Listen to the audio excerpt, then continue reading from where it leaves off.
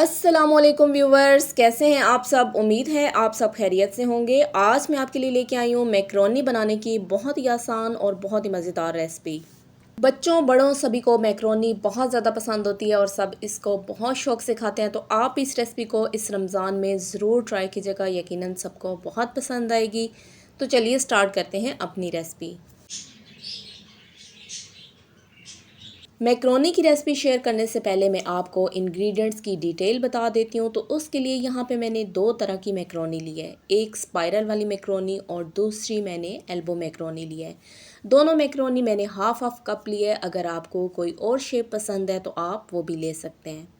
तकरीबन 200 ग्राम मैंने boneless chicken लिया और उसको क्यूब्स की शक्ल में काट लिया है। उसके साथ ही यहाँ पे मैंने एक अदद बड़े साइज़ का आलू लेके उसको भी क्यूब्स की शक्ल में काट लिया है। एक अदद दरमियाने साइज़ की प्याज लिया और उसको रफली चॉप कर लिया। और उसके साथ ही मैंने यहाँ पे एक अदद बड़े साइज़ की शिमला मिर्च ली थी और उसके बीज निकालने के बाद मैंने उसको भी क्यूब्स की शक्ल में काट लिया है। दो अदद मैंने दरमियाने साइज़ के टमाटर लिए हैं और उनको भी क्यूब्स की शक्ल में काट लिया है। उसके साथ ही मैंने एक कप भर के बंद गोभी का लिया है। मैंने बंद गोभी का इस्तेमाल थोड़ा ज़्यादा किया है क्योंकि पकने के बाद इसका वॉल्यूम कम हो जाता है। एक अदद दरमियाने साइज़ की गाजर को क्यूब्स में काटने के बाद मैंने हल्का सा बॉईल कर लिया ताकि ये थोड़ी सी सॉफ्ट हो जाए। 2 से 3 खाने के चम्मच ताज़ा कुटा हुआ लहसुन अदरक, आधा चाय का चम्मच कुटी लाल मिर्च, 1/4 चाय का चम्मच पिसी काली मिर्च और आधा चाय का चम्मच ही मैंने नमक का ले लिया है। और उसके साथ मैंने यहाँ पे 2 से 3 खाने के चम्मच केचप के ले लिए हैं। और सबसे आखिर में यहाँ पे मैंने कुछ सॉसेस ले लिए हैं। तो सबसे पहले मैंने सिरका लिया है, सोया सॉस लिया है और चिली सॉस लिया है। तो चलिए रेसिपी बनाना स्टार्ट करते हैं। मैक्रोनी बनाने के लिए सबसे पहला स्टेप उसको बॉईल करना है। तो उसके लिए यहाँ पे मैंने एक पैन लिया है और उसमें मैं एक जग भर के पानी का शामिल कर देती हूँ। पानी शामिल करने के बाद अब मैं इसमें दोनों तरह की मैक्रोनी शामिल कर दूँगी। तो मैंने मैक्रोनी दोनों हाफ हाफ कप लिए हैं और इसी हिसाब से मैं इसमें चीज़ें भी शामिल कर रही हूँ। लेकिन अगर आपने ज़्यादा बनानी हो तो आप इसी हिसाब से चीज़ों की मिकदार फिर ज़्यादा कर दें। इसके बाद मैं इसमें 2 से 3 खाने के चम्मच कुकिंग ऑयल की शामिल कर देती हूँ ताकि जिस वक्त हम मैक्रोनी को बॉईल करें तो वो आपस में चिपके ना। और 1 चाय का चम्मच भर के मैं इसमें नमक का शामिल कर देती हूँ ताकि जिस वक्त हम मैक्रोनी को बॉईल करें तो वो अंदर तक नमकीन हो। अब मैं एक दफ़ा सारी चीज़ों को अच्छे तरीके से मिक्स कर लेती हूँ और उसके बाद आपने इसे मीडियम टू हाई फ्लेम पे बॉईल करना है। और आपने इसको इतना बॉईल करना है कि ये अच्छे से गल भी जाए और इसकी शक्ल भी बरकरार रहे। अभी मैं आपको चेक करवाऊंगी कि आपने किस हद तक इसको बॉईल करना है। तकरीबन 5 से 6 मिनट लगेंगे और आपकी मैक्रोनी बॉईल हो जाएगी। तकरीबन 4 मिनट हो चुके हैं मुझे मैक्रोनी को बॉईल करते हुए और अभी इसमें कसर बाकी है। तो मैं थोड़ी देर इसको और बॉईल कर लेती हूँ। मैक्रोनी को बॉईल करते हुए फ्लेम को मैंने मीडियम ही रखा है और इसमें चम्मच आपने थोड़े थोड़े वक्फे से हिलाते रहना है ताकि ये नीचे पेंदे में जाके ना लगे या फिर मैक्रोनी आपस में ना चिपक जाए। तकरीबन 7 मिनट के लिए मैंने मैक्रोनी को बॉईल किया और ये अच्छे से बॉईल हो चुकी है और इसकी शक्ल भी बरकरार है। तो आपने भी इसको इतना ही बॉईल करना है, इससे ज़्यादा आपने इसको बॉईल नहीं करना है क्योंकि इसको बाद में भी हमने पकाना है। तो अगर आप इसको ज़्यादा बॉईल कर देंगे तो ये सारी टूट फूट जाएगी। अब मैं फ्लेम को बंद कर देती हूँ और इसको हम स्टेन कर लेते हैं। मैक्रोनी को स्टेन करने के लिए यहाँ पे मैंने एक स्टेनर लिया है और ये बॉईल की हुई मैक्रोनी मैं इसके अंदर शामिल कर देती हूँ। मैक्रोनी को स्टेन करने के बाद अब मैं इसके ऊपर नॉर्मल टैप वाला थोड़ा सा पानी भी डाल देती हूँ ताकि ये आपस में चिपके ना। मैक्रोनी को स्टेन करने के बाद अब हम नेक्स्ट स्टेप की तरफ चलते हैं। तो उसके लिए यहाँ पे मैंने एक पैन लिया है और इसमें मैं 1/4 कप कुकिंग ऑयल का शामिल कर देती हूँ। फ्लेम को आपने मीडियम ही रखना है और जैसे ही ऑयल हल्का सा गर्म हो जाएगा तो मैं इसमें चिकन शामिल कर दूँगी। और साथ ही मैं इसमें ताज़ा कुटा हुआ लहसुन अदरक भी शामिल कर देती हूँ। अब मैं सारी चीज़ों को अच्छे तरीके से मिक्स कर लेती हूँ।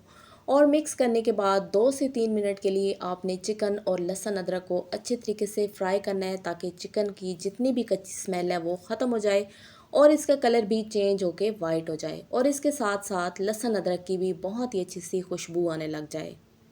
चिकन और लहसुन अदरक को अच्छे तरीके से फ्राई करने के बाद अब मैं इसमें कुटी लाल मिर्च, काली मिर्च और नमक शामिल कर देती हूँ। और इसके साथ ही मैं इसमें टमाटर भी शामिल कर देती हूँ। टमाटर शामिल करने के बाद मैं एक दफ़ा इनको अच्छे से मिक्स कर लेती हूँ ताकि लहसुन अदरक जले ना। और इसके बाद मैं इसमें एक ढक्कन भर के सिरके का शामिल कर दूँगी। ये तकरीबन 2 खाने के चम्मच सिरके के बनते हैं। 2 खाने के चम्मच ही मैं इसमें चिली सॉस के शामिल कर देती हूँ और 2 खाने के चम्मच ही मैं इसमें सोया सॉस के भी शामिल कर दूँगी।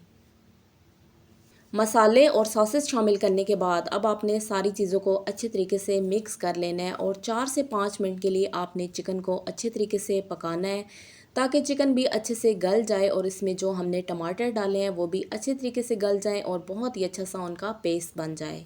4 से 5 मिनट के लिए मैंने सारी चीज़ों को अच्छे तरीके से पकाया है और देखिए व्यूअर्स, चिकन भी अच्छे तरीके से गल चुका है और टमाटर भी बहुत ही अच्छे तरीके से गल गए हैं। अब मैं इसके अंदर सब्जियां शामिल कर देती हूँ। तो सबसे पहले मैं इसमें शिमला मिर्च शामिल कर देती हूँ और इसके साथ ही मैं इसमें प्याज भी शामिल कर देती हूँ। अभी मैं इसमें बाकी की सब्जियां शामिल नहीं कर रही हूँ क्योंकि गाजर और आलू को मैंने बॉईल कर लिया है और बंद गोभी भी बहुत जल्दी गल जाती है। तो 2 से 3 मिनट के लिए हम इन दोनों सब्जियों को चिकन के साथ फ्राई कर लेते हैं ताकि ये थोड़ी सी सॉफ्ट हो जाएं।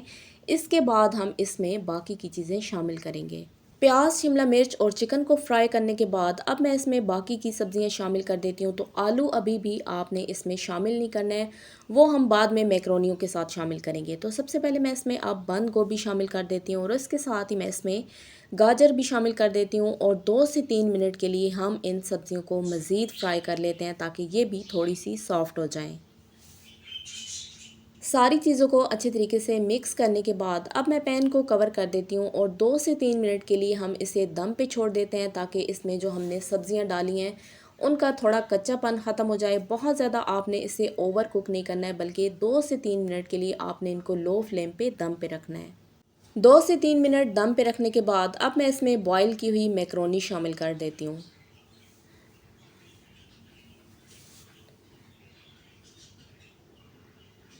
मैक्रोनी शामिल करने के बाद अब मैं अगेन सारी चीज़ों को एक दफ़ा अच्छे तरीके से मिक्स कर लेती हूँ और इसके बाद मैं इसमें बॉईल किए हुए आलू शामिल कर देती हूँ। तो देखिए व्यूवर्स, आलूओं को मैंने बिल्कुल आखिर में डाला है क्योंकि मैंने इनको अच्छे तरीके से बॉईल कर लिया था और अगर मैं इनको पहले शामिल कर देती तो ये अंदर जाके सारे घुल जाते और सारे मैश हो जाते। तो मैंने बिल्कुल आखिर में आके इनको शामिल किया है। आलू शामिल करने के बाद अब मैं इसमें केचप भी शामिल कर देती हूँ। तो केचप भी आपने बिल्कुल आखिरी टाइम पे इसमें शामिल करनी है। इससे पहले आपने इसमें केचप का इस्तेमाल नहीं करना है, वरना मैक्रोनी जल्दी नीचे लग जाती है और नीचे से जलने लगती है। तो बिल्कुल आखिर में आके आपने इसमें केचप का इस्तेमाल करना है। अगर आपको बहुत ज़्यादा चटपटी मैक्रोनी पसंद है तो आप इसमें केचप का इस्तेमाल थोड़ा ज़्यादा कर सकते हैं, लेकिन मैंने इसमें थोड़ा कम ही किया है। अब मैं एक दफ़ा सारी चीज़ों को अच्छे तरीके से मिक्स कर लेती हूँ और मिक्स करने के बाद मैं इसे कवर करके 4 से 5 मिनट के लिए दम पे छोड़ देती हूँ ताकि सारी चीज़ें आपस में अच्छे तरीके से मिक्स हो जाएं और सारी चीज़ों में मसाले भी बहुत ही अच्छे तरीके से जज़्ब हो जाएं। 4 से 5 मिनट के लिए मैंने मैक्रोनी को दम पे रखा था और देखिए व्यूवर्स, माशाल्लाह से बहुत ही मज़ेदार, चटपटी और खिली खिली हमारी ये मैक्रोनी तैयार है। तो आप इस रेसिपी को इस रमज़ान में ज़रूर ट्राई कीजिएगा, यकीनन सबको बहुत ज़्यादा पसंद आएगी। अब हम मैक्रोनी को डिश आउट कर लेते हैं और देखिए व्यूवर्स, माशाल्लाह से बहुत ही मज़ेदार, खिली खिली और दानेदार हमारी ये मैक्रोनी तैयार हुई है। तो आप इस रेसिपी को घर पे ज़रूर ट्राई कीजिएगा। अगर आपको भी मेरी ये मैक्रोनी की रेसिपी अच्छी लगी हो तो वीडियो को लाइक और शेयर ज़रूर करें। मेरे चैनल पे नए हैं तो चैनल को सब्सक्राइब करना मत भूलिएगा। आपकी सपोर्ट मेरे लिए बहुत कीमती है। दुआओं में याद रखिएगा। मिलते हैं एक नई रेसिपी के साथ, तब तक के लिए शुक्रिया। अल्लाह हाफ़िज़।